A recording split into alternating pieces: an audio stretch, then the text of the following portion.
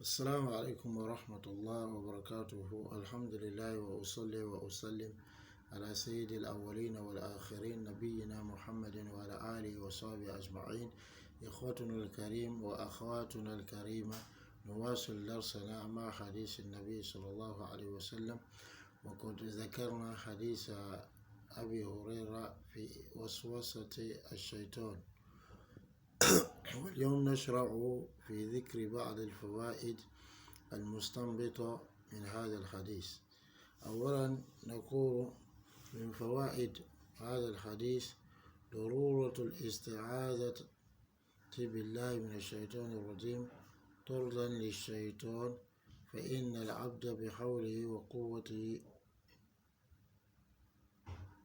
ليس له قوة مبالغة مع الشيطان ومجادلته،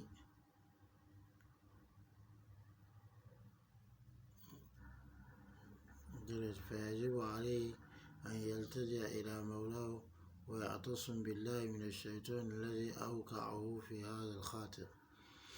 Donc nous continuons avec les joyaux à tirer de ce hadith.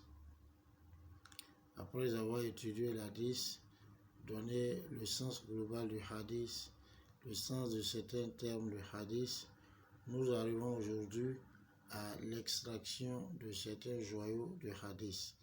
Ici, il y a la nécessité de demander refuge à Allah contre le diable lapidé, afin donc de rejeter ce diable, car le serviteur, de par sa puissance, par sa force, il n'a pas de force qui puisse lui permettre de vaincre le diable, ni de le contrarier, de discuter avec lui. Donc il lui devient obligatoire d'avoir pour recours son créateur et celui qui gère ses affaires, et qu'il lui demande refuge, qu'il demande refuge à Allah contre le diable qui l'a mis dans cette inquiétude, dans ce danger. La deuxième des choses, أن وسوسة الشيطان وتحدثه في نفس المؤمن إنما هو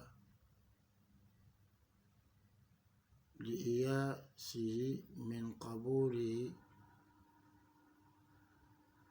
إغوائه وتزيينه الكفر له وعصمة المؤمن منه، فرجع إلى نوع من الكيد والإيذاء بحديث النفس بما يكره المؤمن من خفي الوساوس، كما قال صلى الله عليه وسلم: الله أكبر الله أكبر الله أكبر، الحمد لله الذي رد كيده إلى الوسوسة، أخرجه أبو داود وصححه الألباني. Donc ici, la hadith dénote que le fait que le diable nous fasse des insufflations et que alors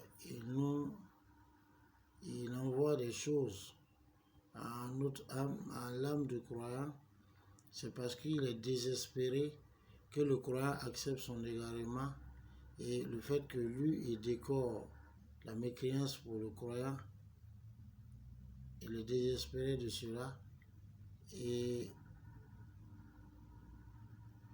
c'est aussi parce que le Coran est préservé de lui. Donc il s'est retourné vers une sorte de stratagème et de tort, qui est le fait donc d'insuffler des choses en l'âme du croyant. Et bien sûr des choses que le croyant déteste, parce que ce sont des insufflations cachées.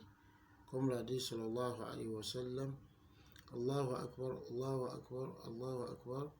Il a dit Allahu Akbar au nom d'Allah 3 fois, ensuite Allah le plus grand 3 fois, ensuite Alhamdulillahi allazi radda kaydahu ila al-waswasa, louange à Allah subhanahu wa ta'ala qui a réduit son stratagème au waswasa, à l'insufflation.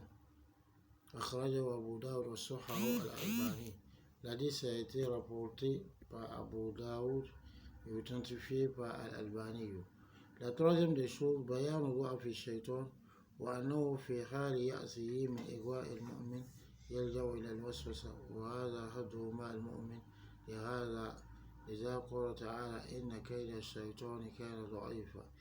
Ici, l'hadith démontre la faiblesse du diable et que dans son désespoir à pouvoir égarer le croyant, donc il a pour refuge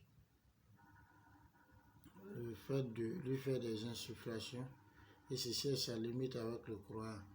Et ici, Allah subhanahu wa ta'ala dit la ruse du diable est vraiment faible, elle est insignifiante.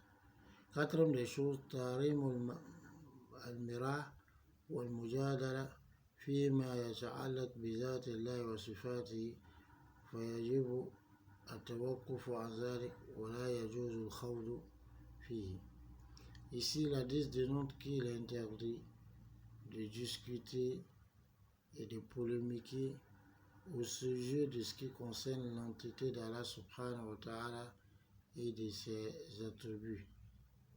Donc, il est obligatoire pour nous donc de délaisser cela, de s'abstenir de discuter sur les attributs d'Allah et l'entité d'Allah, c'est-à-dire Allah il est comment, ou bien ses attributs sont comment. Il nous a parlé de ses attributs, il nous a parlé de lui-même, mais il n'a pas dit le comment. Et il n'est pas permis donc de chercher à conjecturer au sujet des noms et attributs d'Allah, comme les gens de la Bida ont fait. Ils ont tellement voulu sanctifier Allah subhanahu wa ta'ala, donc de tout défaut, finalement ils sont venus dire qu'Allah n'a pas d'attributs.